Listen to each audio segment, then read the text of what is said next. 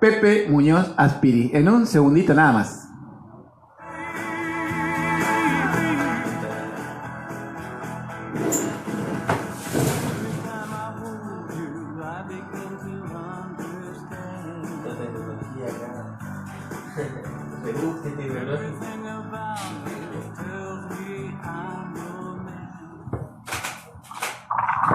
Bueno, querida audiencia, estamos entonces en nuestro programa Primero la Patria con una entrevista estelar con un compañero investigador en historia, académico del Instituto de Investigaciones Históricas Juan Manuel de Rosas, con un compañero que, digamos, es una figura del campo histórico muy importante en la actualidad, que se ha tomado un tiempo para conversar hoy con nosotros. Vamos a estar escuchándolo atentamente, sus sapiencias, su conocimiento acerca de la figura de San Martín, conmemorando lo que fue hace 2 días atrás el paso a la inmortalidad del general José de San Martín. Y vamos a estar entonces escuchando al compañero Pepe Muñoz Aspiri. ¿Qué tal, compañero? ¿Cómo le va? Hola, ¿qué tal, compañero? Disculpe, le estaba dando el ruido al mate, que me salió más largo que Esperanza de Pobre. ¿Qué tal? Buen día, compañeros. Buen día, acá compañero. Mateando. Qué lindo, me alegro mucho y le agradezco un montón su generosidad para compartir esta entrevista con nosotros. Al contrario, el agradecido soy yo, no solamente a la radio. Ustedes son de Las Palmas, es al lado de la Leonesa, Las Palmas, ¿no? Es pegado, estamos pegaditos. Claro, de ahí nativo, un gran amigo mío que ahora seguramente nos está escuchando, que es Rodolfo Molina. Yo le agradezco muchísimo al Chaco querido mío, ¿no? Porque solía viajar, digo, antes de esta maldita pandemia, seguido, inclusive yo presenté en mi último libro, la primera presentación se hizo en el Museo Ixoalai, ahí en Resistencia. Claro. Donde conservo muchísimos amigos, me lo presentaron muy bien, me acuerdo, muy lindo museo. Así que Chaco para mí es lo más importante, con todo respeto a los correntinos, misioneros, pero yo y los formoseños, yo por Chaco tengo una predilección especial. Y hay un gran colega ya, historiador, que es Julián Herrera, un muchacho joven, más joven que yo, que seguramente está también escuchando, y un hombre con el que coincidimos nuestros enfoques históricos, obviamente políticos, y a quien quiero integrar al Instituto Juan Manuel de Rosas, que, voy a aclarar, es un Instituto Nacional de Investigaciones Históricas que depende del Ministerio de Cultura. Así que es un instituto oficial que está a punto de cumplir casi, y nosotros cumplimos 88 años de existencia. Ya es un instituto antiguo, Claro. Es anterior a la aparición del peronismo. Mire usted qué lindo, mire usted qué novedad, yo me acuerdo, compañero, que habíamos hablado en Buenos Aires hace 3 meses, 4 meses, capaz un poco más, en el plenario de la Brigadier General, donde habíamos antes de la pandemia. Fue antes de la pandemia, en diciembre de 2019. Nos habíamos encontrado personalmente y habíamos hablado y le habíamos dicho que le íbamos a hacer una entrevista radial en aquel momento. Me acuerdo. Vos fuiste papá hace poco, ¿no? También, exactamente. Tenemos sí, te recuerdo perfectamente y la recuerdo a tu señora, a la bella compañera de tu señora. Sí, me acuerdo. Fue en el plenario que verdaderamente colmó mis expectativas porque hubo gente sumamente, no digo importante, digo de envergadura, ¿no? Que con la sencillez propia de compañeros, bueno, no se hacen autobombo. Había varios historiadores. Claro. Y recuerdo que habíamos hablado de una nota porque a mí me tocó hablar del objetivo del periódico que está sacando la agrupación, Claro. La Brigadier General. Ahora va a salir un nuevo número, sale artículo de varios compañeros, un editorial mío, pero lo que más me interesa es un artículo que yo hice sobre las invasiones inglesas, ¿no? Sobre el 12 de agosto. Es decir, como el hecho fundante que a nosotros, bueno, la tesis mía que la planteé el otro día en un seminario, que me dicen, bueno, la independencia, y le digo, mira, la independencia como tal no existió. En realidad lo que existió es que España nos abandonó. Y al abandonarnos nosotros, obviamente digo que nos abandona porque están en el fárrago napoleónicas. Ellos estaban en una guerra que la llaman así, Guerra de la Independencia Española, y que la conmemoran el 12 de octubre, que es el Día Nacional de España, por el descubrimiento de América, pero fundamentalmente por su liberación de la dominación napoleónica, en la cual participa San Martín siendo un jovencito, porque acá se hablan de los chicos de la guerra, y hay un retrato muy lindo que es San Martín como guardiamarina a los 14 años. Bueno, en fin, a los 18 años, cuando combatí, nuestros héroes de Malvinas no eran chicos, eran héroes. Bueno, y entonces, ¿qué es lo que sucede? Me estoy yendo de tema. Cuando llegan las invasiones inglesas, nosotros despertamos de una forma brutal de lo que había sido una plácida siesta colonial. Y ahí comienza justamente todas nuestras contradicciones políticas, porque viene Mayo, y posteriormente a Mayo, con el fracaso del plan sanmartiniano, que era un plan continentalista, de un nacionalismo de inclusión, y ya micronacionalismo de exclusión, de llamarnos argentinos. San Martín nunca se llamó argentino, San Martín se llamaba a sí mismo americano, que estaba circunscripta esta nación argentina al marco de la provincia de Buenos Aires, porque eran los intereses de los ganaderos exportadores y de los contrabandistas. Un esquema no muy diferente al que rige actualmente, o rigió hasta hace aproximadamente un año, los 4 años anteriores, de una Argentina exportadora de materia prima sin refinar e importadora de todo lo demás. Y esto lo dijo inclusive un hacendado importante que tiene campos en Formosa, pero que integró la sociedad rural argentina, cuando dijo: lo que el mundo necesita, no lo que la Argentina necesita, lo que el mundo necesita son los minerales, las carnes y los granos argentinos. Si quieres ir a satélites made in Kirchner, para eso tiene Estados Unidos y Francia, que de satélites algo saben. Es decir, el pensamiento perfecto del parásito que vive de la renta agraria. A este hombre inclusive creo que le hizo juicio a la hermana por estafa, de vivir en una cómoda, ni siquiera colonia, porque una colonia no puede dar pérdidas, y estos tipos viven a pérdidas, por eso no se endeudan, sino en una factoría periférica. Y este tipo fue ministro y integrante de la sociedad rural. Bueno, digamos que las contradicciones que nos llevaron a los enfrentamientos de los albores de, no digo nuestra independencia, nuestra vida sí independiente y nacionalidad, ya llevan 2 siglos, ¿no? No cambiaron mucho las cosas. ¿Me ibas a decir? Sí, compañero.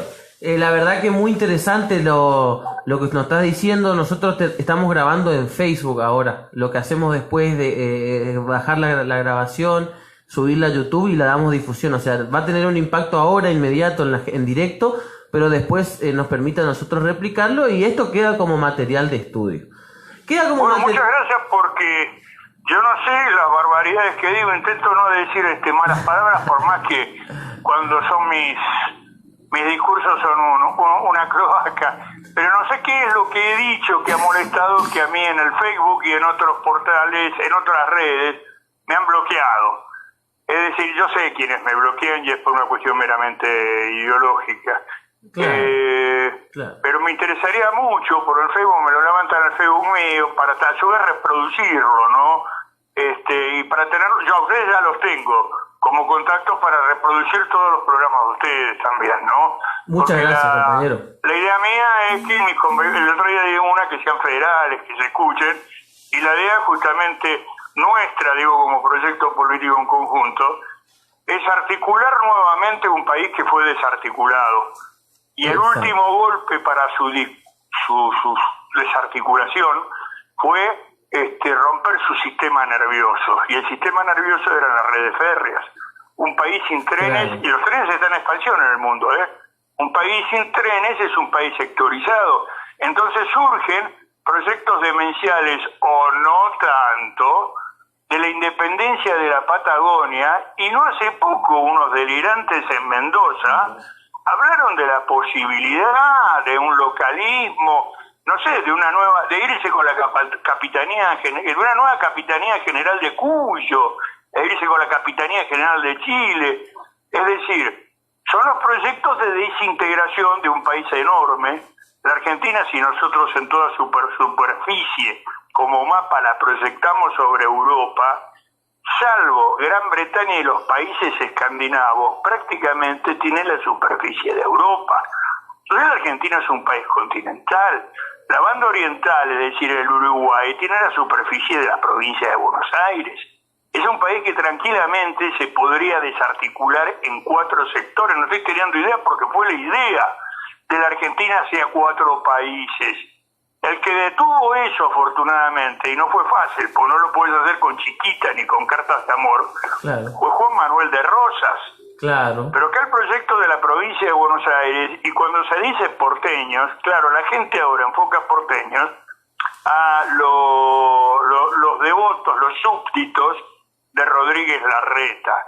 No, porteños se le decía a todos los que eran los bonaerenses, porque no vayamos a creer que el conurbano de Buenos Aires, el otro día estaba viendo justamente en esta cosa patética que fue el domingo, el banderazo, hay más gorilas que en el puerto de Buenos Aires. Es decir, partido de La Matanza se juega el destino electoral del país. Son 3 millones de habitantes, es decir, 2 veces Entre Ríos. Y en el partido de La Matanza hay gorilas como que en la Recoleta, ¿no? Claro. En fin. Y sigue habiendo acá un proyecto de una mentalidad porteña en el sentido porteño, en el sentido portuario, del puerto de Buenos Aires, por donde sale. Ahora ese puerto ha extendido sus tentáculos y llega hasta ustedes también. Y llega hasta ustedes, digo, en este sentido, en que se ha privatizado todo lo que es el Paraná. Cuando vos no sos dueño de tus puertos, fíjate vos lo que ha pasado con el famoso escándalo por no decir cosas peores, ¿no? El negociado de Vicentín. Muchos abrieron los ojos de que la mayor flota fluvial en el mundo, después de la de Estados Unidos y la de China, es la de Paraguay. Entonces se saca la exportación de granos en barcazas paraguayas que a su vez van, porque pasa por el Paraná, pasa al lado de ustedes. Claro. Entonces ahora Buenos Aires ha extendido sus tentáculos, digamos que tiene una gran autopista. Estoy hablando del puerto y estoy hablando de los oligarcas que detentan todo esto. No el laburante de la ciudad de Buenos Aires o de Chaco. Ha extendido una autopista de exacción, de desangrar el país de sus productos, como antes lo fueron las vías férreas inglesas antes de ser nacionalizadas. Bueno, ahora son las vías fluviales, específicamente el Paraná, porque el Uruguay obviamente está compartido con otros países, pero el Paraná, que es interno, es en este momento una vía de exacción absoluta y en cierta forma, en ese sentido, ya que hablamos de San Martín, vemos que San Martín persiste en el exilio, estoy diciéndolo metafóricamente esto, porque ha triunfado definitivamente Bernardino Rivadavia. Claro. Y Bernardino Rivadavia decía: lo que le conviene a Buenos Aires es replegarse sobre sí misma. Y entonces le hace un corte de manga al gobernador general de Cuyo, que era en ese momento San Martín, que ahí comenzaba todo el desarrollo de su fantástico proyecto político, que fue deliberadamente mutilado y ocultado por quienes fueron, entre comillas, sus albacías históricos, empezando por Bartolomé Mitre, que no tiene más remedio que integrarlo a la historia, porque claro, no podés olvidarte de San Martín. Sería lo mismo que los norteamericanos negaran a Washington. Claro. Pero hay una forma de matarlo peor todavía, que es desvirtuar lo que fue su historia, y que es lo que hizo Bartolomé Mitre, y Claro. que lo que hizo después un pensamiento de izquierda, ¿no? Mira, lo que mejor yo he leído sobre todo este tema es a un colega, digo porque es académico del Instituto Juan Manuel de Rosas, y afortunadamente vive, que editó en Ediciones Pablo, un librito, digo por lo conciso que es, Jorge Sunet Tonelli, profesor Jorge Sulet, La coherencia política de San Martín, donde él explica que lo quieren mostrar a San Martín como un soldadito, como una estratega brillante, y nada más. Y en política no, eso no le interesaba. O de otra forma, como una especie de Washington que mientras cruzaba los Andes, ¿no? Un general ilustrado de la Ilustración, mientras cruzaba los Andes, coleccionaba piedritas y se dedicaba a estudiar geología. Claro, lo que no dicen que cuando él estuvo a cargo de Mendoza, la provincia actual de Mendoza en ese momento era Cuyo, lo primero que hizo fue poner un impuesto a las riquezas. El impuesto que se está discutiendo ahora. Claro. No, lo puso en manos de militares. ¿Por qué? Porque se necesitan fabricar cañones. Se necesitan fabricar uniformes. Aparte, esto es una cagada. Acá no hay nada. Esto que bueno, pone los primeros viñedos e inclusive, con un hombre excepcional, Fray Luis Beltrán, crea las fuentes de lo que son industrias militares, que ahora las llamamos industrias para la defensa, fabricaciones militares o CITEDEFA, que en su momento del primer peronismo llegaron a tener fabricación hasta de automóviles en el polo industrial de Córdoba. Y no nos olvidemos que la primera compañía petrolífera auténticamente nacional en el mundo, y que fue eficiente y que daba superávit, daba ganancias y por eso fue destruida, es Yacimientos Petrolíferos Fiscales. Claro. ¿Y quiénes la fundaron? Dos militares, Mosconi y Sabio. Mosconi, Sabio fue la siderúrgica, y Baldrich. Mosconi y Baldrich. Sabio hace después la siderúrgica, siderurgia posteriormente. Pero Sabio y Mosconi, sus propios camaradas de armas, en el patético golpe del 6 de septiembre de 1930, con mucho olor a petróleo, porque estaban los ingleses para variar detrás del cabrón de Uriburu, que es lo que hicieron con estos dos patriotas y generales genuinos de la patria, los mandaron a Ushuaia. A Perón no lo hubieran mandado a Ushuaia. A Perón el objetivo era matarlo. Pero el bombardeo a Plaza de Mayo no fue a matarlo, porque eso lo podés hacer con un sicario. Bombardear la Plaza de Mayo fue escarmentar al pueblo, a decirles: cabecitas negras, ¿se creyeron que ustedes podían manejar el país y que el país era de ustedes? No, el país es nuestro y a ustedes, si quieren, los matamos. En el 55 bombardearon. En el 66 a esos laburantes directamente los tiraban vivos de los aviones. Mirá, vos estás haciendo política con la historia. La historia es la política de ayer. Y la política de hoy será la historia de mañana. Exacto. Y hay una continuidad. Entonces el que no entiende historia vota para el culo. Que es lo que sucede con el descerebrado que se fue a manifestar.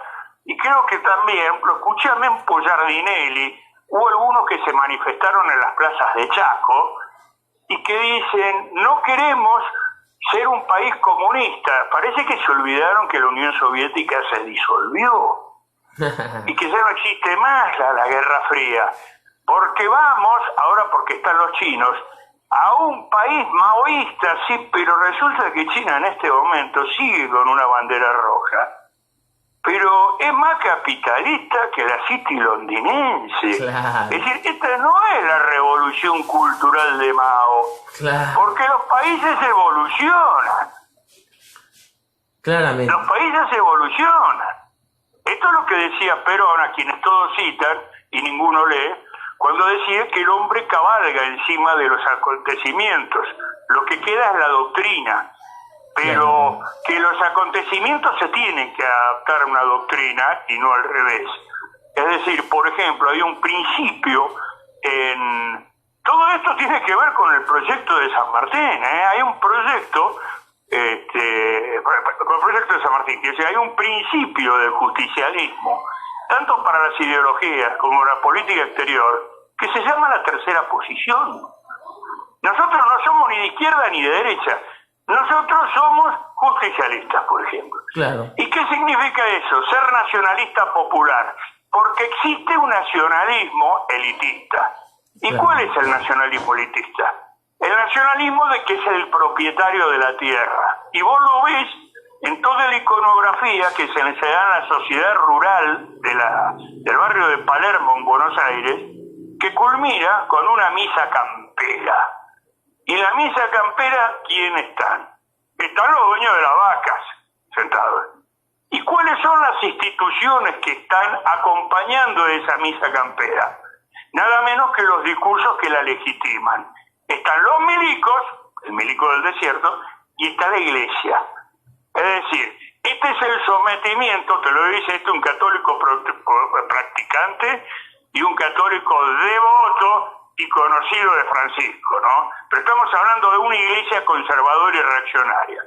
La iglesia conservadora y reaccionaria representa el discurso ideológico que legitima la posesión de la tierra de estos señores, y el ejército la custodia ante la posible subversión, entre comillas digo, de los peones o de los trabajadores. No nos olvidemos que la represión a los peones comienza con la represión al gaucho, y es antes de los tiempos de los anarquistas. Es decir, esa represión se ve en el poema máximo de nuestra literatura, que es la condena de Martín Fierro al desierto y a la toldería. ¿Por qué? Porque un juez corrupto le saca la china, le saca el rancho, le saca el caballo, el cierro le saca la tierra.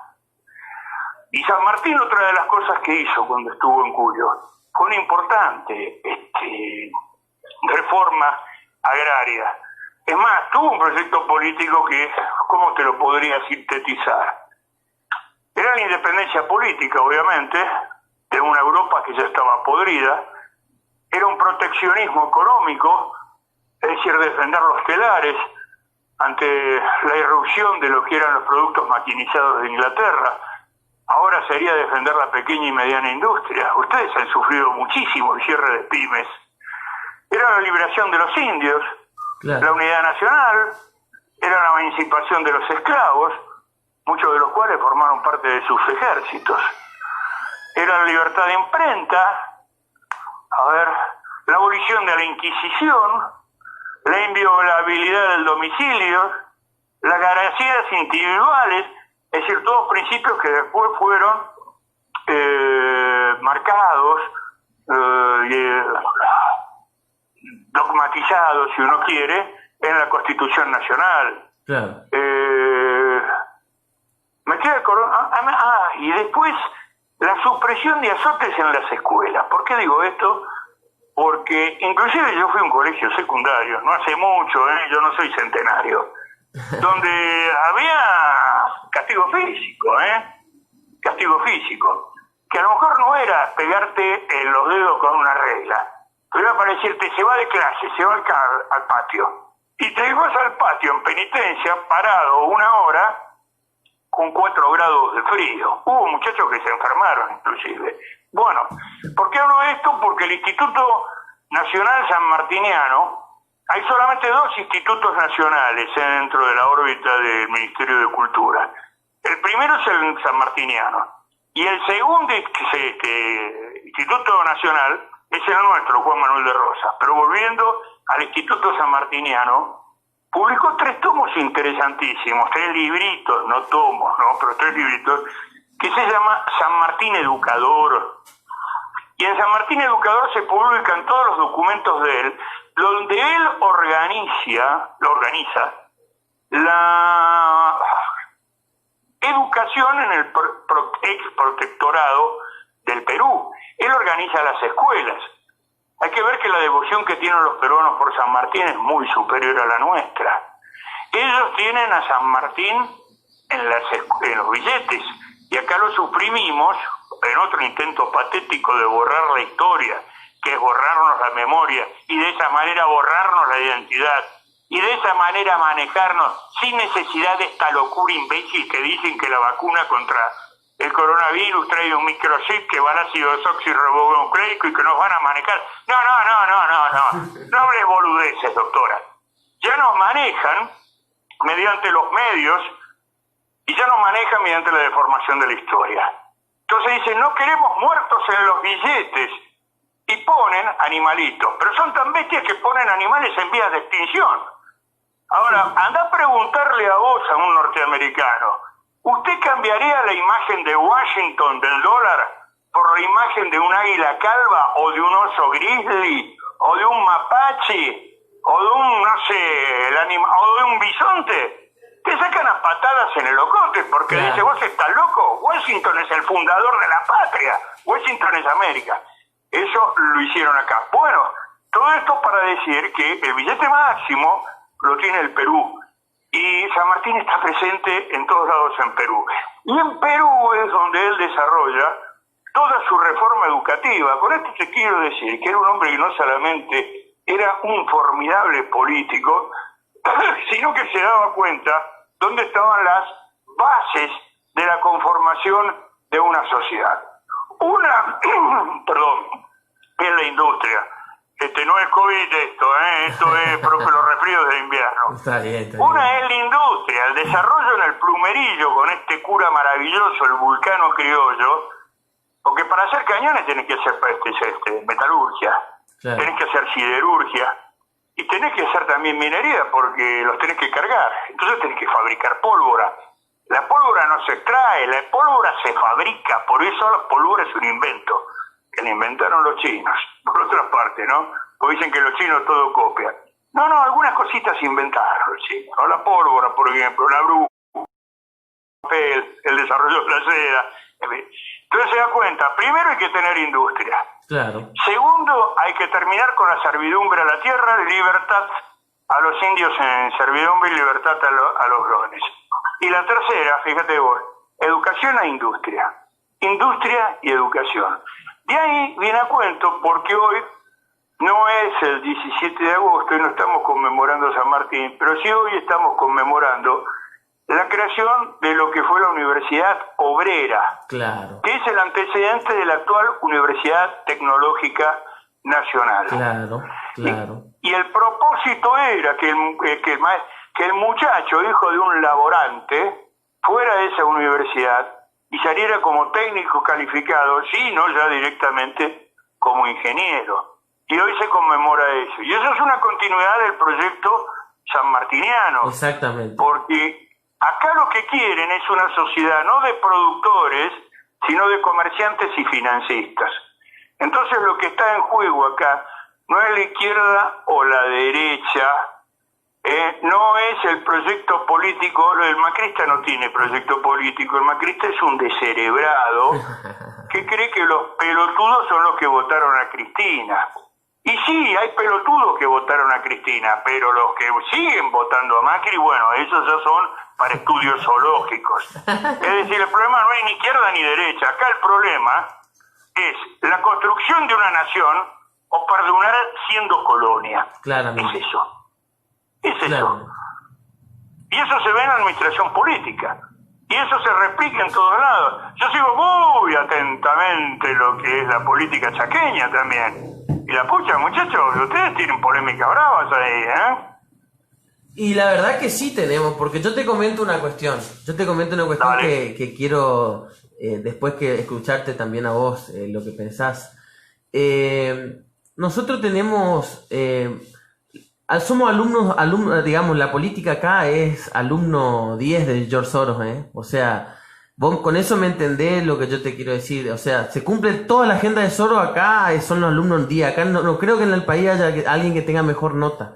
Pero no era hablar de eso. Lo que te quería decir es que el progresismo, la izquierda, el marxismo reciclado, que lo tenemos hoy muy presente, a modo gramsciano ha penetrado todas las instituciones, formadora de historia, de perspectiva, de sentido, fundamentalmente la educación, y plantean una crítica al patriotismo, plantean una caricaturización de San Martín, lo tratan como un masón, lo tratan como algo menor, no solamente como vos comentaste que le bajaban el precio juntando piedritas o haciéndose un ilustrado acá, no solamente bajándole el precio de esa manera, sino teniendo un discurso estrictamente grosero frente a los próceres, donde los quieren directamente insultar como enemigos de la patria.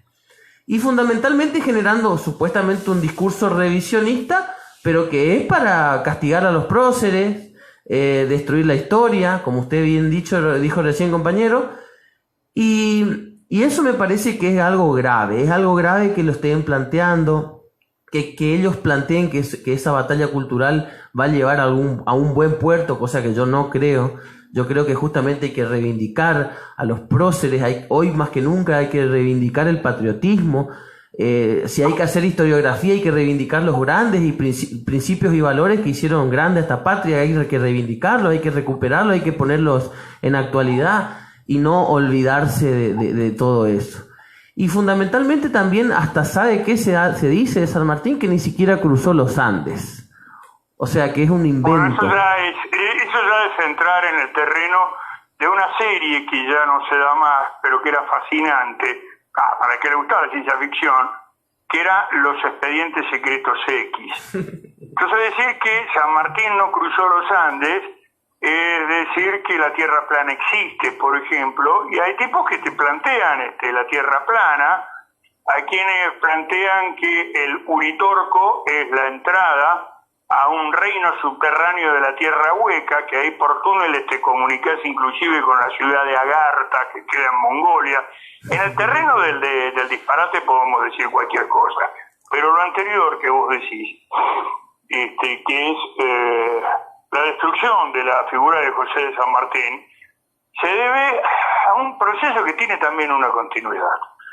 Por un lado, el liberalismo que trata de incorporarlo como parte de su discurso y que para ello le borra inmediatamente todas sus connotaciones revolucionarias y sociales, como acabo de decir, el primer impuesto a la riqueza, que es el que le aplica a los grandes terratenientes, a la oligarquía, le diríamos ahora San Martín en Cuyo, desarrollo de la industria, justicia social.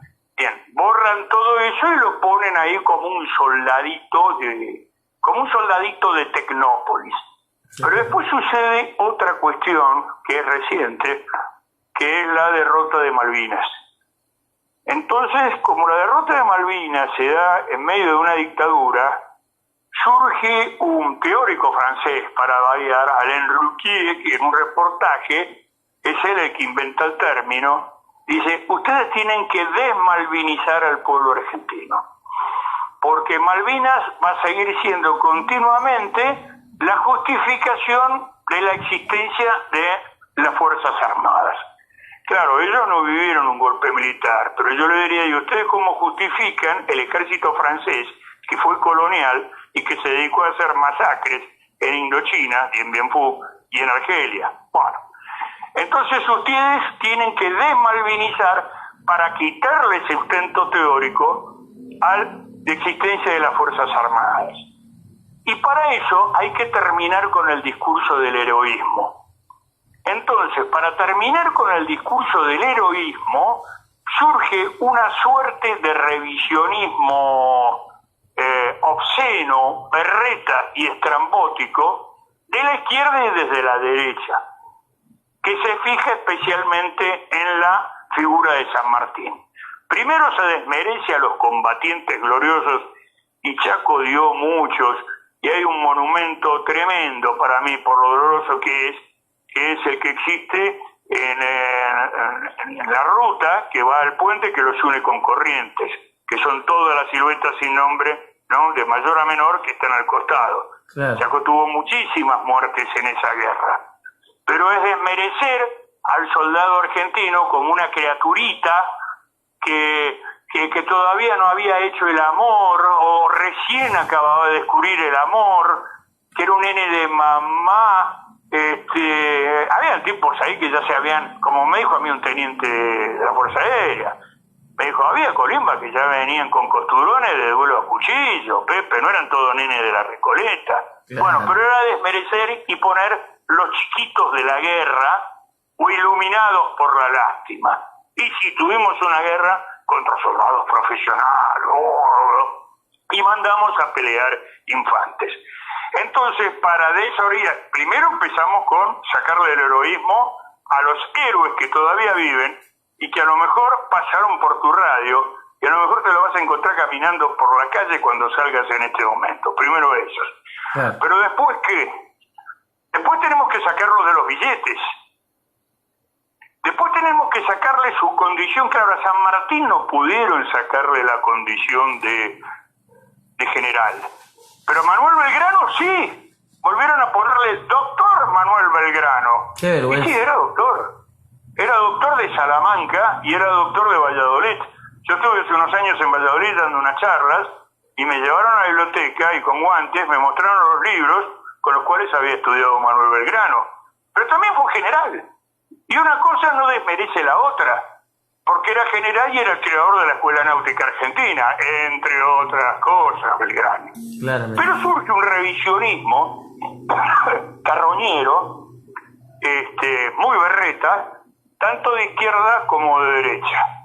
Uno que habla de los orígenes espurios de él y habla del misterio de Yapeyú, que en realidad era un resentido porque era un mestizo de mierda, que la madre era un ex secretario de Cultura kirchnerista, hablaba, pero dando por sentado, que la madre de San Martín era una india guaraní que se llamaba Rosa Guarú. Supongamos que lo haya sido. ¿En qué cambia la cosa? Que el proyecto político de él venía del resentimiento de ser mestizo.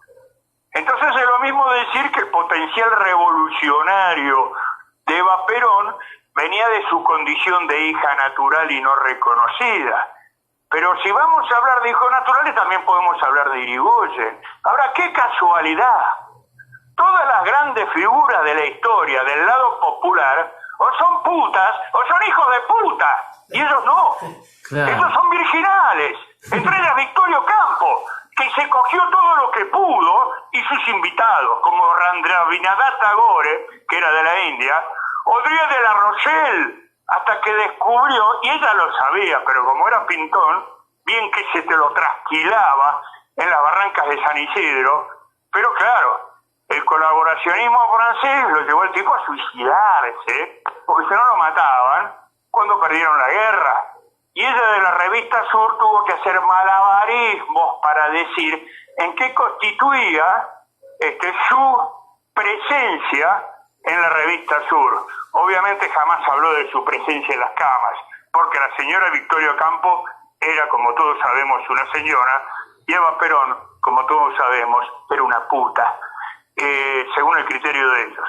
Entonces acá, desde la izquierda, que te ponen eso de Rosa Guarú, o dos desde la derecha, específicamente, con un ex secretario de la Gaceta de Tucumán, García Hamilton, que se dedicaron a destrozar la foto, la figura de San Martín, porque no solamente era pedófilo, sino que el alcohólico, que era opiómano, es probable que tomara así un derivado del opio, que es el láudano, pero él sufría de cáncer de estómago.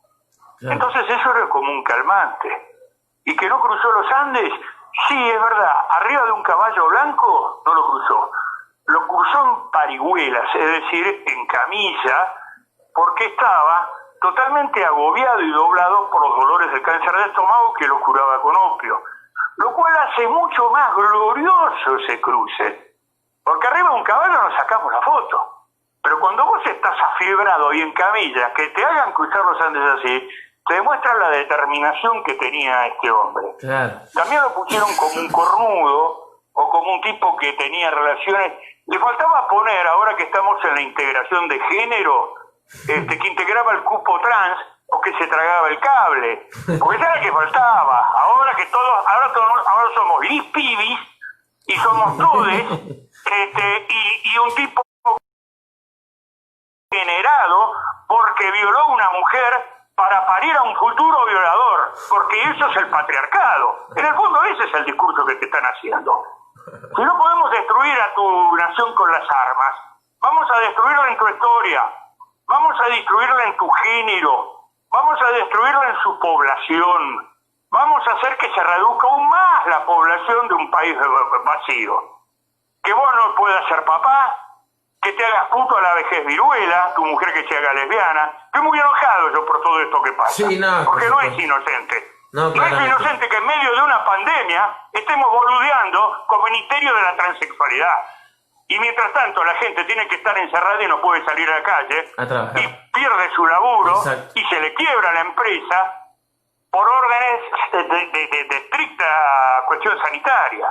El que contestó todas estas infamias hacia el Libertador es un gran historiador que vive actualmente, que es mendocino casualmente, con el cual no coincidimos políticamente, pero sí historiográficamente, que es Enrique Díaz Araujo, y que publicó al respecto un libro interesantísimo donde él contesta todas estas paparruchadas, o infamias, mejor dicho, que se llama Don José y los Chatarreros. Y por ese nombre, porque la tapa es nada menos que el hermoso conjunto escultórico en Mendoza, el Cerro de la Gloria, donde está San Martín, en su caballo, en el medio de los Andes, y dice justamente el título del libro que muchos quieren voltear esa escultura ecuestre para hacerla chatarra. Y habla de los chatarreros. Esto no lo dice Díaz Araujo, él plantea una contestación a toda esta campaña infame. Pero yo considero que esta desvalorización de San Martín conduce a la desvalorización de la identidad argentina y de ahí a la disolución hay solo un paso. Claro. Lo tremendo no es que lo haga un progresismo, que es el enemigo gramsciano, como decís. Lo tremendo es que ese progresismo ya se ha infiltrado y hace rato en las filas propias del movimiento nacional. Gramsci es un tipo sumamente interesante. Yo lo he leído y además fui a visitar a su tumba en Roma. Él pudo escribir bastante en la cárcel, porque lo que la gente no sabe es que él tuvo una cárcel bastante benévola, debido a que el hermano de Antonio Gramsci era oficial del fascismo y hombre de confianza de Mussolini. Entonces él pudo escribir algo que los pensadores de genuina derecha nacional respetan bastante. Ahora, ¿vos pensás que Gramsci, por ejemplo, un pensador así, lo podían conquistar con estas boludeces ahora de género, transexualidad e idioma inclusive? No, para eso necesitan refugiarse en autores decadentes franceses. Claro. Uno de ellos, Michel Foucault, un pelado que buscó voluntariamente su muerte no a mano propia, sino porque no dejó baño público sin visitar, buscó voluntariamente el SIDA y buscó no el suicidio por mano propia, sino el SIDA por poronga ajena. Entonces un tipo que ya estaba podrido de la cabeza en todo eso, no puede tener un pensamiento más allá del panóptico y algunos hallazgos que tiene. Después agarraron a generados, deformados y mal traducidos como el caso de Lacan, Claro. del psicoanálisis francés.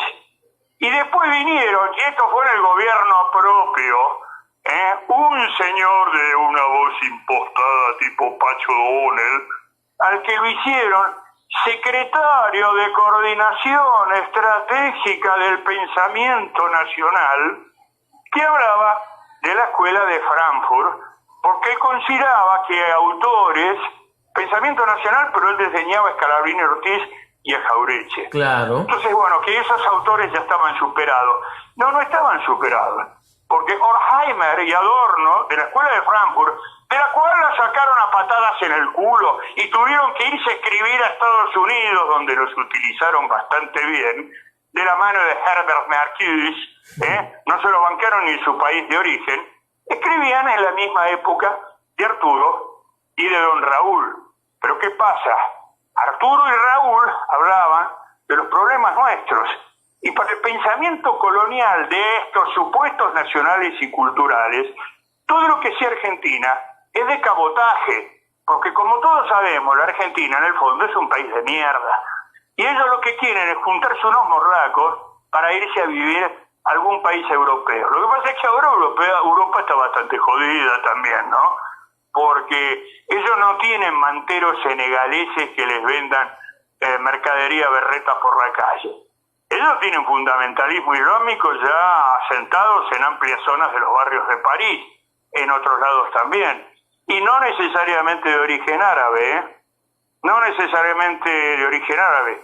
Los albano-kosovares, que son rubios y de ojos celestes, de una de las regiones de la ex Yugoslavia, es decir, los no comunitarios, que son tan inmigrantes ilegales como los que pueden venir del tercer mundo, son terribles, son terribles.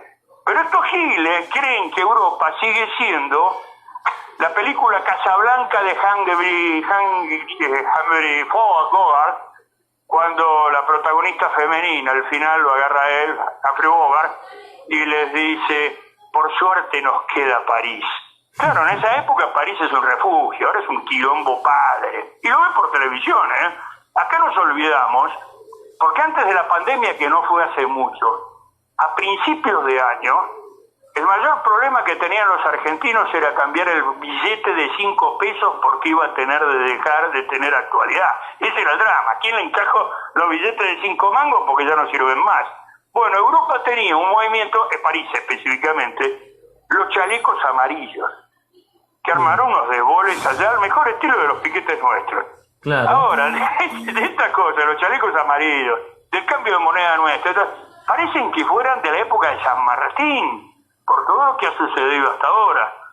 Porque la pandemia reveló muchas cosas y el hecho de que uno esté enclaustrado y recluido en cuarentena, por llamarlo así, no significa de que los acontecimientos no sigan sucediendo, ¿no? La gente sigue viviendo, la sigue muriendo. La nafta aumentó sigue ayer. creciendo en la vida como vos, querido amigo, que te animás a ser padre en las actuales circunstancias, no digo de salud pública, en las actuales circunstancias socioeconómicas de la Argentina. Porque acá lo devastador no es el coronavirus. Lo devastador fueron los 4 años de Macri. Exacto. Y de eso mucha gente no se recuperó. Y todavía no tenemos la vacuna para el macrismo, ¿eh? Hay que ver lo que eran las plazas de resistencia, las plazas de la provincia de Buenos Aires. En La Matanza había un banderazo. La capital nacional del peronismo, ahí había un banderazo. Contra eso no tenemos vacuna. Claro. ¿Qué es lo que hay que hacer? Eutanasia. Tenés que matar al enfermo. Esto lo digo en tono sarcástico. Ellos no quieren muertos. El discurso de ellos es el discurso de la muerte. Como lo quisieron muerto a San Martín, por eso se tuvo que exiliar. Como lo quisieron muerto a Rosas, por eso se tuvo que exiliar. Y como lo quisieron muerto a Perón, por eso lo quisieron exiliar. Qué casualidad que los 3 los declararon traidores a la patria. Y qué casualidad de que exista una agrupación que se llama la Brigadier General, cuyo lema es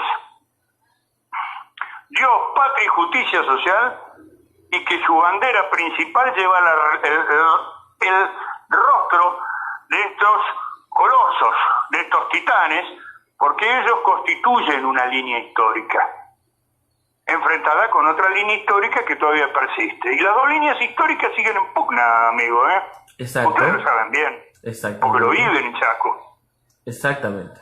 Y le voy a plantear acá dos modelos, en simples palabras, 2 modelos de pensamiento que usted me va a saber decir por cuál opta, con todos los fundamentos y la sapiencia y los conocimientos que tiene, compañero. La primera es, San Martín era masón, Rosas un dictador y Perón un facho, contraponiéndola a la frase de el compañero Rucci, Ignacio Rucci, que dice que la patria... Que nosotros no fundamentamos en el sable de San Martín, en el poncho de Rosas. Y en la doctrina de Esa Perón. síntesis de José Ignacio Rucci me parece que es la mejor síntesis del pensamiento nacional que pueda existir. ¿Y quién la hace? La hace nada menos que el representante de un movimiento obrero. Exacto. Porque en la sencillez de un laburante está la verdadera sabiduría. Ahora, que Perón era un facho es para contestarlo seguido. Lo de la masonería ya es trivial, pues es algo que se ha discutido, e inclusive es caernos en cuestiones anecdóticas, porque lo importante es cuál es el testimonio político que deja San Martín. Y que Rosas fue un dictador, sí, él fue un dictador porque tuvo la suma del poder público. Pero asumir el poder público, él pidió que fuera votado por la Cámara de Representantes. Y fue votado por unanimidad en un momento de anarquía, con solamente 4 o 6 votos en contra. La dictadura como tal es una magistratura extraordinaria del derecho romano, que ante momentos de conmoción, como lo era la anarquía del año 20, en la época de Rosas, los ciudadanos en conjunto delegan todas sus garantías constitucionales en manos de un conductor, de un caudillo viene de capetus, cabeza, en latín, de tal manera de que mantenga la unidad y lo fortalezca frente a la agresión externa o interna. Es decir, no es una tiranía, no es un tirano. Tiranos es una categoría griega, es diferente. Bueno, pero sí, fue un dictador, pero un dictador que asumió por pedido a la población, porque fue con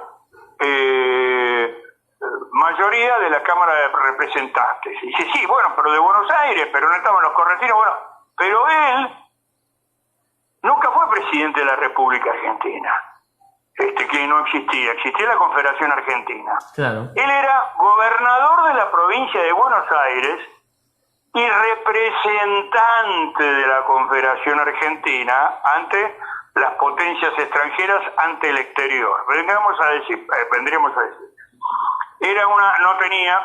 era el representante. El canciller era Felipe Arana y después era gobernador de la provincia de Buenos Aires. Todas las demás provincias, por otra parte, tenían sus representantes. Mirá vos si Rosas, por ejemplo, se iba a atrever a decirle a Facundo Quiroga lo que tenía que hacer con La Rioja, o a decirle al único brigadier general que existía en Argentina después de él, que era Estanislao López, que era santafesino, o decírselo a, Pancho Ramírez, que era más que Estanislao López. Urquiza estaba a las órdenes de Rosas. Exacto. De Rosas. Ahora, que era fascista Perón, en determinado momento hay un librito que es muy difícil de conseguir ahora, que lo editó Editorial Coyoacán, una editorial que desapareció, que era de Jorge Abelardo Ramos, que es la traducción de un fragmento de las memorias de que fue embajador británico en el Río de la Plata, la tengo claro, estoy en la época de Rosas, en la Argentina, en la época de Perón. Y el libro se llama Detrás del trono. El autor es, si no me equivoco, después googleenlo, sí, pero creo que es el Sir David Kelly, que le toca el momento de negociar, lo cual fue un dolor de cabeza para Gran Bretaña terrible, no como después nos dijeron deformadamente, el asunto de la navegación de los trenes, donde dicen que Perón compró los trenes, que ya estaban hechos mierda, en un negociado personal, porque si no, los ingleses ya directamente los iban a abandonar. No es así. Los trenes ingleses eran necesarios por los ingleses porque eran la vía de drenaje, como actualmente es el Paraná, para toda la producción que todavía seguía yendo a una Inglaterra que estaba devastada por los bombardeos ingleses.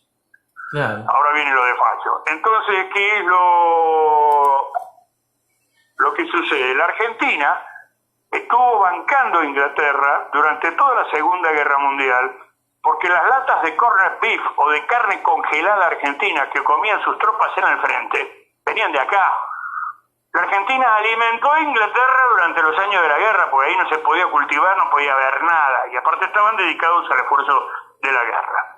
Muy bien, la Argentina cuando termina la guerra es acreedora, ya no deudora, porque el crédito de la Baring Brothers que había pedido Rivadavia lo terminó de pagar Perón. Claro. Y él proclama un 9 de julio, Día de la Independencia Económica Argentina. Claro. No debemos un mango a nadie. Lo primero primero que hizo la revolución fusiladora del 55 fue meter a la Argentina en el Fondo Monetario. Eso fue lo primero que hizo. Bueno, la Argentina era acreedora. ¿Y qué es lo que hace Inglaterra? Declara la libra inconvertible y chao, no te pago un mango. Y Perón dice, ¿no me pagás un mango? Bueno, dame la línea de ferrocarril. Yo me quedo con la línea de ferrocarril. Lo que tampoco se dice, porque para hacer los ferrocarriles británicos primero se destruyeron los ferrocarriles argentinos, que fueron hechos por argentinos, con capitales argentinos y en base a las necesidades argentinas. Esto no lo digo yo, lo dice Raúl Escalabrino Ortiz en su libro Historia de los ferrocarriles argentinos. Cuando se les conceden las vías férreas a Gran Bretaña después de destruir las nuestras, entre otras cosas, gracias al uno de los primeros grandes hijos de puta, pero esto de la oligarquía, el burrito cordobés Miguel Suárez Selman, concuñado de Julio Argentino Roca, el zorro lo despreciaba, se le conceden a los costados de los rieles, enormes cantidades de extensiones de tierra. Se les conceden con leguas que no me acuerdo cuánto eran. Es decir, sumando todas las leguas concedidas, concedidas a las vías férreas británicas, si sumábamos las leguas concedidas, se hacía una superficie mayor a la de la provincia del Tucumán. Esto está escrito. Lo que pasa es que obviamente no te lo van a decir por televisión Leuco, Feynman y toda la manga esta piara de papagayos y cacatúas rentadas. Porque opina de política hasta de historia o de la excelencia de la universidad la nieta de Mirta Legrand. Bueno. Ahora, muy bien, volviendo a lo de Facho, David Kelly tiene que hablar, el embajador británico, mientras negocia los ferrocarriles con Perón. Y se queda medio deslumbrado. Lo que confirma la tesis esa que decía, no vayan a hablar con Perón porque Perón los convence. Que es lo que decían los caudillos radicales. No, con Perón no hablen, con Perón no, porque los va a convencer. Este hombre no queda convencido, porque era nada menos que de la nobleza británica. Pero queda deslumbrado. Y él dice, acá hay una fantasía de que Perón es una versión sudamericana del franquismo, del fascismo italiano, pero no nada que ver. Este hombre no tiene absolutamente nada que ver con el fascismo.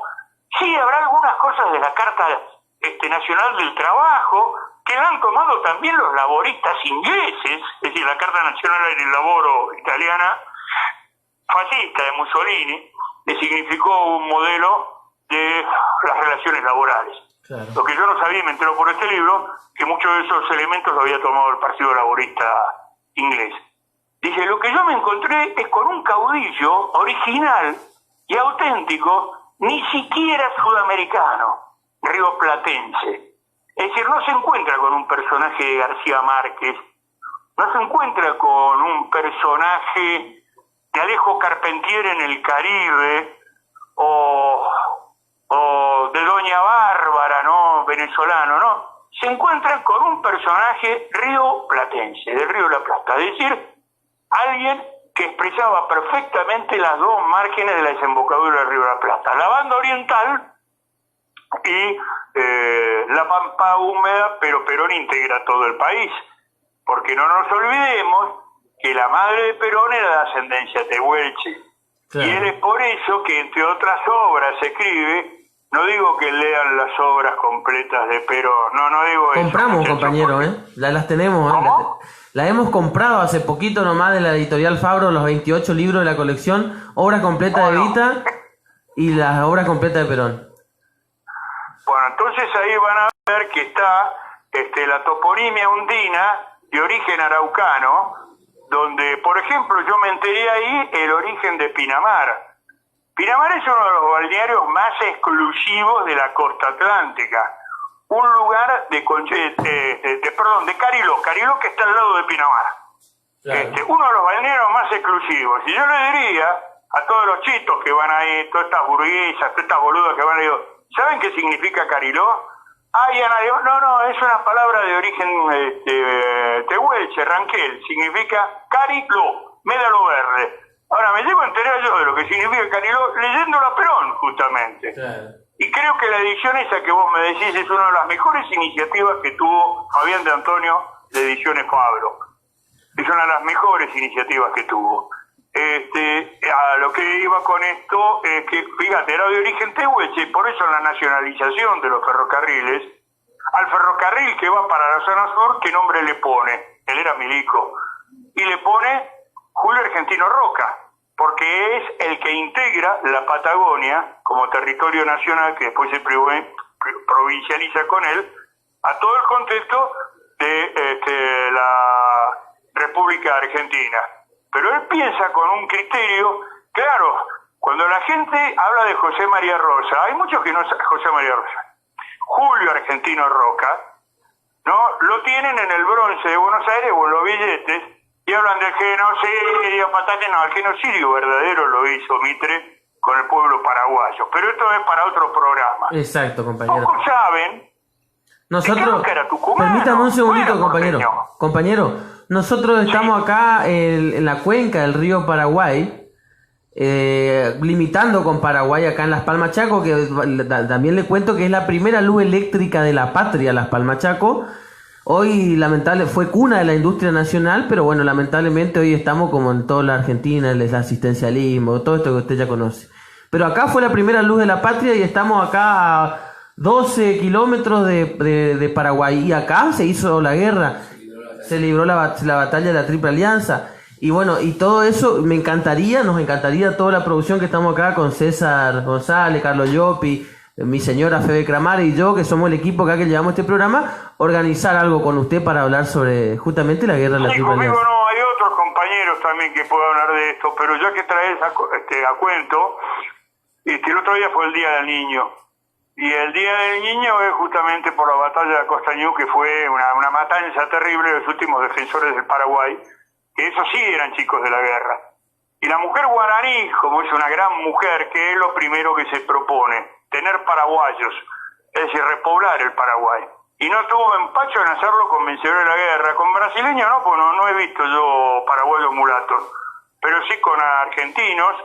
Muchos de ellos que fueron a pelear ahí iban a contra de su propia voluntad.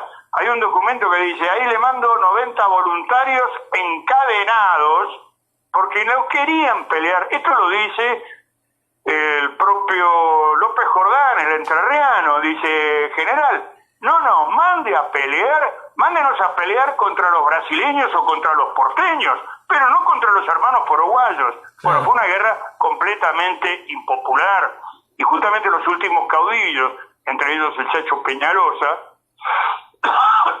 Felipe Varela fundamentalmente, Felipe Varela, que tenía una bandera con vivas a la Unión Americana, son los que se levantaron en contra de esta maldita guerra. Ese sí fue un verdadero genocidio. ¿Y Perón qué es lo que hizo? Perón le devolvió todos los trofeos, no a Stroessner, todos los trofeos de guerra a la hermana República del Paraguay como una manifestación más de su nacionalismo inclusivo, su nacionalismo continental y regional, y no de capilla. Por eso le retribuye el grado la República del Paraguay, haciéndolo general, y por eso los gorilas despectivamente se referían a él como diciendo, ese general paraguayo, como si fuera un desmérito ser paraguayo.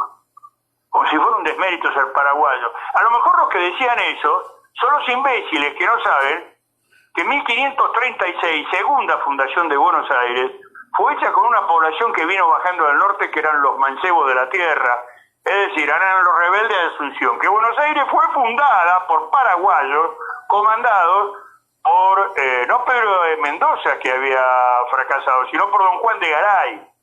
Claro. Pero claro, el manifestante del banderazo del domingo, el que vota a Macri, es un burro que sabe la historia exclusivamente por Netflix o por las películas, y que sabe más de la guerra civil norteamericana, deformada desde luego, que de la guerra civil argentina, porque su libro de historia es el televisor. Es un burro, y para hacerlo más burro todavía, le sacan a los héroes nacionales de los billetes. ¿Vos crees que es inocente eso? Yo la tengo con eso porque a mí me dio muy en el hígado. A todos. Sturzenegger, dueño del banco, le dijo, dueño, porque estos tipos no son directores, son los dueños, ¿no? A donde vamos nosotros no necesitamos ni historia ni héroes. Y yo le contesté, claro, a donde vamos, que es en la misma mierda, no necesitamos historia. Pero en esa mierda vas a estar recordado vos. Me costó un disgusto eso, porque casi creo que me hicieron una denuncia, que después se desestimó. Porque no es amenaza de muerte, es mandar a la mierda a alguien. Entonces, estaban las bienaventuranzas que había escrito el gran Ignacio Anzoátegui, que eran las oraciones del día, de los 30 años del día, ¿no? La primera decía, día 1, mandar a alguien o a algo a la mierda. Y la última era, día 3, es hora ya de crear la Dirección Nacional de Patadas en el Culo. Y yo creo que ese es un organismo que falta. Estamos creando dirección trans, dirección de los pibis, dirección de transexualidad, cualquier cosa.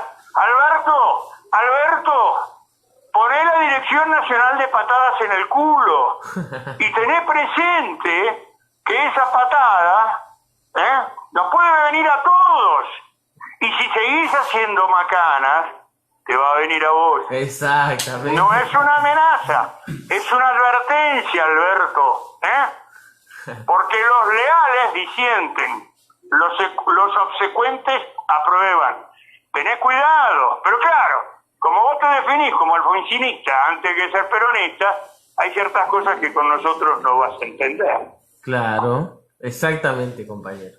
Exactamente. Acá estamos con Carlos y con César. No sé si alguno de los compañeros quiere hacer una pregunta, pero jugoso lo que dijo el compañero, ¿eh? Qué hermosa entrevista. ¿Se sintió cómodo, compañero? Yo con ustedes siempre me voy a sentir cómodo. Qué grande, compañero. Con los chaqueños me siento cómodo, pero si aparte son compañeros, muchísimo más. Lo que quisiera es estar tomando una cerveza con ustedes, que no va a faltar ocasión, ¿eh? Por supuesto, compañero, va a venir a visitarnos. De volver a Chaco. Va a venir a Espero que no muy cerca del verano, porque como me dijo uno de ustedes, Miguel Parente, dice, mi abuelo decía que Chaco tenía 2 estaciones nada más, la del tren y el verano, pero la del tren no la sacaron. Y los calores que he sufrido en Chaco, mamita querida. Pero no importa, Chaco lo vale. Y la chaqueña mucho más. Ah, estamos, eso, compañero. Por supuesto, lo vamos a traer, ni bien pase esta situación de mierda que es el aislamiento y todo esto. El aislamiento, sí. Ya lo vamos a traer y vamos a hacer un conversatorio. Tenemos gente de la Brigadier que está en la Facultad de Humanidades, donde se estudia Historia de la Universidad Nacional del Nordeste. El compañero Nelson, que de paso si nos está escuchando le mando un saludo. Vamos a organizar algún tipo de congreso para que usted participe. Igual acá en el pueblo de Las Palmas, nosotros tenemos el profesorado de historia en un instituto de nivel superior no universitario, un terciario, digamos, que tiene el profesorado de historia. Y también podemos organizar una parada acá y después acá tiene casa para quedarse. A mí me interesan más los profesorados que las universidades. Te voy a decir por qué. Porque el profesorado de ser terciario tiene, primero, mayor responsabilidad de formación, más que un universitario. Y segundo, que excede mucha más gente. A mí me gustaría participar junto con el compañero y amigo Julián Herrera, de Resistencia de Chaco, sí. sí puede hablar. Entre los dos podemos hacer una charla. Y cuando digo la pandemia, no es que yo tenga miedo de salir a la calle. Yo ya pasé una neumonía el año pasado, la sobreviví, así que cuidándome medianamente, como es estar abrigado, una cosa así. No es que tenga miedo. El problema es que no hay comunicación, no hay transporte, no hay comunicación. No, claro que es así. Si yo voy allá tengo que ir con una justificación o ser esencial, o la justificación que se me está muriendo algo. El problema es que estamos aislados. Es decir, Buenos Aires está como en el sitio de Buenos Aires en 1890, ¿no? Como cuando Carlos Tejedor se separó con la provincia del resto de la Confederación. Bueno, lo que sucedió, esta boludez de que te hablan que la caída de Rosas fue el periodo de la organización nacional. No, fue el periodo de la desorganización nacional, porque estaba la Confederación por un lado y el Estado de Buenos Aires por el otro. Entonces, los países extranjeros se volvían locos porque nos decían, ¿a dónde mandamos el embajador? ¿A Paraná o a Buenos Aires? Bueno, ahora en este momento estamos como en ese periodo, ¿viste? Estamos aislados. Ahora, esto no va a durar nunca, no puede durar nunca. Bueno, fíjese porque que... todo tiene un fin, todo tiene un fin. Que en esa consigna que usted lo había presentado de la destrucción de la historia para que no haya un porvenir, que justamente la visión posmoderna, ¿no? De que no existe pasado, no existe futuro y todo es la inmediatez. Están planteando la nueva normalidad como una consigna repetida y que repiten todos los dirigentes desde el presidente para abajo, una nueva normalidad. Que no sé qué quieren decir con eso, pero que Creo que ellos mismos lo entienden. Y bueno, pero yo jamás voy a entender. El fin de la historia ya fue escrito por Fukuyama, un japonesito hecho norteamericano que escribió El fin de la historia, un libro liviano de segunda categoría, que se destruyó a sí mismo porque después del fin de la historia que él escribió, que por la caída del muro, surgió, por ejemplo, montones de cosas nuevas. Claro. Ahora, la nueva normalidad, no sé en qué consiste. ¿En qué consiste, presidente Fernández, la nueva normalidad? ¿En su hijo? Lo dejo ahí. Peor. La dejo ahí. Peor. ¿Esa es la nueva normalidad? Yo lo que no quiero que eso sea. No es normal. Lo que no quiero que sea la nueva normalidad son el 60% de pobres que hay ahora en la patria. Eso es lo que yo no quiero que sea. Eso sí me preocupa. Eso sí me preocupa. Porque ese es el proyecto. Es decir, que un 40% más o menos viva bien y el 60% que viva en una economía de subsistencia, que no es otra cosa que volver a una zona o a un estadio histórico paleolítico, preagrícola, es decir, vivir de la subsistencia, de la caza y la recolección, no digo ya del choreo, porque no todos se pueden hacer chorros ni a todos puedes afanar, sino vivir de las obras, de la opulencia de ese 40% que sí va a tener. Es decir, repetir en la Argentina el esquema económico que se ha impuesto en el mundo. Un 40% de habitantes que vive relativamente bien y un 60% que vive al borde de la supervivencia o directamente de la muerte temprana al año de existencia. La Argentina tiene todas las condiciones para que el 100% de sus habitantes vivan bien. Pero lógicamente, si todos vivimos bien, hay hijos de puta que no van a tener fortunas multimillonarias en paraísos externos. Entonces acá la cuestión se tiene que repartir. ¿Y qué significa repartir? Vos querés sacarme a mí porque vos sos comunista. No, boludo, te estoy hablando de justicia social. Claro. ¿Y sabés qué es la justicia social? Es la doctrina social de la Iglesia. Es el mensaje de Francisco. No me hables de Francisco, ese comunista que es el anticristo. Porque hasta en eso están en contra. El país donde más se lo putea a Francisco es en la Argentina. Yo tuve oportunidad de ver el respeto que le tenían a Francisco en el 2017 en Inglaterra, un país protestante. Desde cuando decían, ¿usted dónde? Where are you from? Like Argentine. Argentina, digo, acá me salen con las Malvinas. No, se habían olvidado. The land of the Pope, la tierra del Papa, como diciendo, usted es un tipo importante. Claro. Viene de la tierra del Papa. Un respeto a la Gran Siete. Lo putean acá.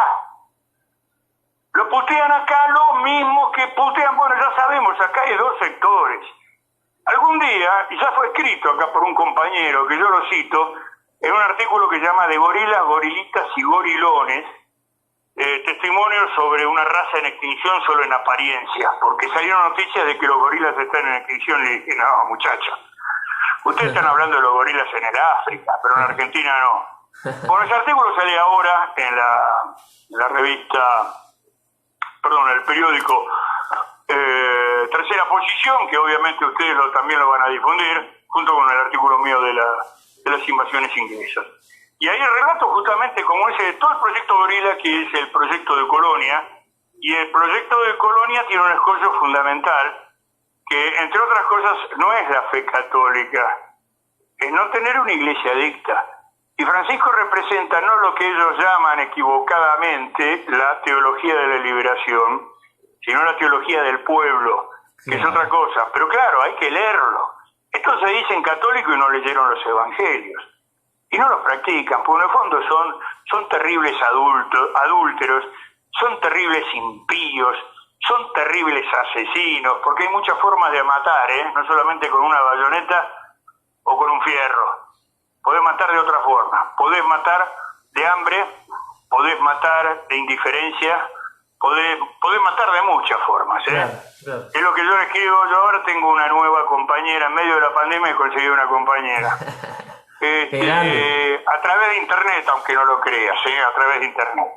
Entonces le digo, mira, yo me banqué los balazos, me banqué la clandestinidad, viste la cara, los cicatrices que tengo todas las costillas rotas, a mí me han hecho de todo, pero me han cagado a palos, patatín, patatán. Pero lo que no se portaría, por ejemplo, es que obviamente estaba haciendo toda una declaración de amor, ¿no? Un desengaño porque de amor también se muere. Claro. Entonces, cuando yo digo de amor también se muere, no solamente se lo digo a mi compañera, se lo digo, y ahora lo digo en términos políticos, de amor también se muere por el desamor que tienen los niños abandonados. Y en ese trabajo es importantísimo, en ese tema es importante de lo que hizo Evita. Exacto. Algunos que todavía sobreviven, las estructuras de los edificios, uno que queda en el barrio de Belgrano, nada menos, que fueron recicladas para otras funciones como deporte, etcétera, etcétera. Pero la labor que hizo Evita con los guachos, con los pibes abandonados, fue impresionante, que es la labor que un poco trató de establecer en la frontera Gendarmería, con la llamada Gendarmería Infantil. Claro. Eran los guachitos de la frontera, bueno, que eran criados en el escuadrón, pero que no solamente después aprendían a leer y escribir, muchos salían como mecánicos de autos, salían con un oficio. Entonces, de amor también te pueden matar, de falta de amor. Claro. No de amor se muere, pero te pueden matar por la falta de amor. Claro. Y estos proyectos económicos significa matar a la gente, los viejos en la soledad, los niños en el abandono, y la gente empieza a morir a los 40 años de enfermedades sociales, no de coronavirus, sino de sífilis, de tuberculosis, de ocio, de dengue, que son todas enfermedades sociales, que había erradicado un maravilloso hombre de salud pública que fue Ramón Carrillo, que murió en las peores condiciones de miseria, por supuesto en el exilio, porque así pagaron estos que fueron a gritar libertad, estos que fueron con las banderas del 17 de agosto, hablando de un San Martín que si el general viviera los hubiera mandado a fusilar a todos, así le pagan a los mejores hombres de la Argentina. Estos son los que exiliaron a Ramón Carrillo y lo volverían a hacer. Por eso, yo tengo mis críticas y prebendas a la actual administración, pero tengo perfectamente en claro qué es lo que tengo enfrente, ¿eh? Guarda con eso, compañero. Claro. Porque lo que tengo enfrente no es determinada administración que terminó recién. No, es la perduración de un proyecto que viene desde antes de la independencia. Concretamente, en los 3 meses de gobierno de William Carr Betterford en la ciudad de Buenos Aires, ¿a quién puso el ocupante inglés a cargo de la aduana? Es la aduana que es la que recibía la mercadería de ellos. A un tal José Alfredo Martínez de Oz. Claro. Es decir, que esto no empezó ahora. Entonces mi problema no son los Macri, los Duyomne, todos estos grasas que son tenderos, que lo único que saben es evadir plata, porque los pones a manejar una empresa y no pueden, pero te funden un kiosco, te funden un almacén. Ellos son mandatarios, ellos hacen lo que les ordenan. Son como Aranguren, que era el administrador de lo que le decían de la Shell. No, el enemigo es otro. El enemigo, y aparte no se expone. Los tipos que te manejan las finanzas del país no están en televisión, no los ves, no van almorzando con Mirta Legrand. No. Y ese enemigo perdura y está antes de las invasiones inglesas. Qué bueno que recordaste la frase del compañero Rucci. Para mí es la síntesis del pensamiento nacional. Y que lo haya hecho un dirigente obrero, ¿no? Es claramente, compañero, la verdad que no tengo más que agradecerte por tu tiempo que nos has dado en nuestro programa. Se llama Primero la Patria, justamente por la consigna del... Javier Fraya, sí, pero mi tiempo está para ustedes, está para los compañeros. Te agradezco muchísimo. Por favor, el agradecido soy yo. Los conocimientos que nos dejaste a nosotros es muy valioso. Lo vamos a estar digiriendo porque lo queda grabado. Después te voy a mandar el link de YouTube para que lo compartamos juntos. Y bueno, compañeros, estamos en la misma lucha. Creemos que llegó la hora de patriotas. Estamos convencidos que existe la verdad y es el justicialismo. Existe la verdad política en la Argentina y es el justicialismo.